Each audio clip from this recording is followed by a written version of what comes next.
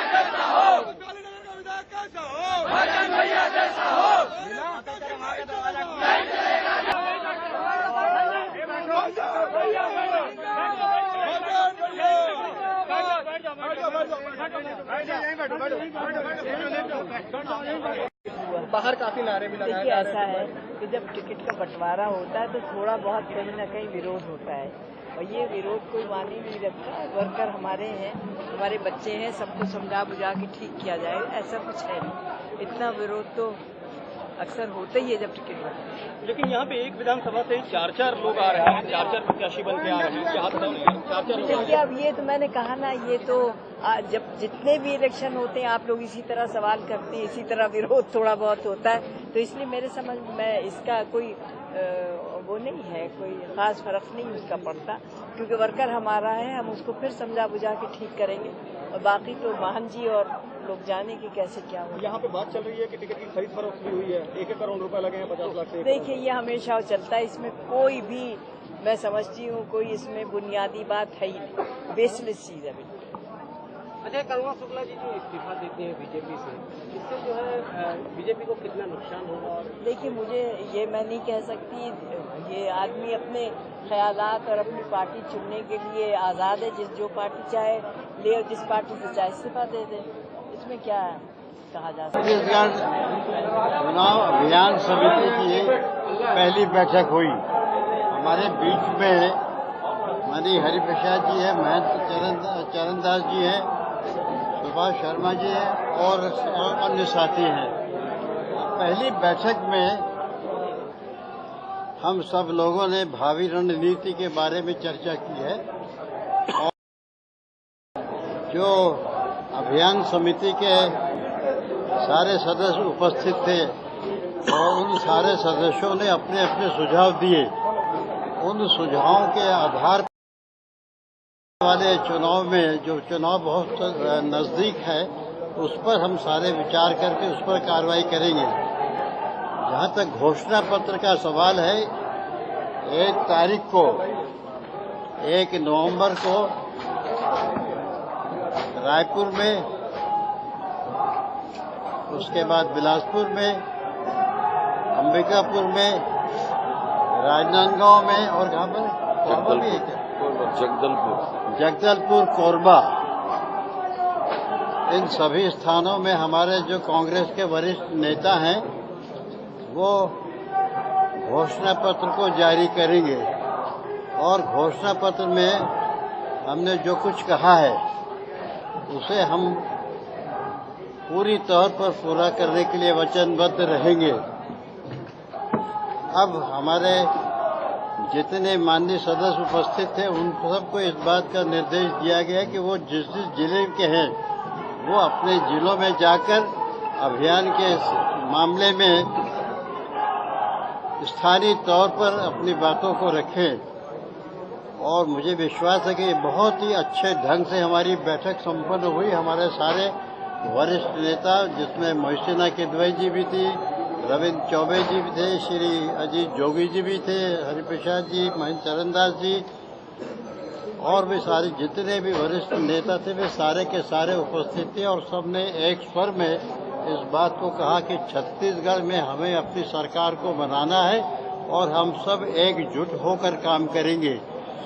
और आने वाले समय में जो हमारे राष्ट्रीय नेताओं के कार्यक्रम बन रहे हैं उसके बारे में तो हम आपको जानकारी देंगे। अभी कार्यक्रम तय होने वाले, लेकिन केंद्रीय मंत्रीगण भी और हमारे अन्य लोग भी, अभी हमने वैसा भी तय किया कि आने वाले 5 तारीख को राजनांदगांव में, अभी तारीख तो लगभग हमने तय की, एक विशाल आम सभा रहेगी राजनांदगांव में, जिसमें हमारे छत्तीसगढ़ के सारे वरिष्ठ नेता उपस्थित रहेंगे और हम इस बात को पुरजोर तरीके से कहेंगे कि झीरम घाटी में जो लोग शहीद हुए थे उनकी पत्नी वहां से चुनाव लड़ रही, उदय मुदलियार जी की पत्नी चुनाव लड़ रही है और हमारी कोशिश होगी कि हम उस सीट पर भारी मतों से जीतकर आए। राहुल जी का कार्यक्रम मनाने की हम पूरी तैयारी कर रहे हैं ताकि राहुल जी भी ये प्रथम चरण के चुनाव में वहां पर आए और हम सबको संबोधित करें। चुनाव अभियान समिति, चुनाव अभियान जो है वो 5 तारीख से शुरू हो रही है। नहीं, चुनाव अभियान तो आज से शुरू हो गया।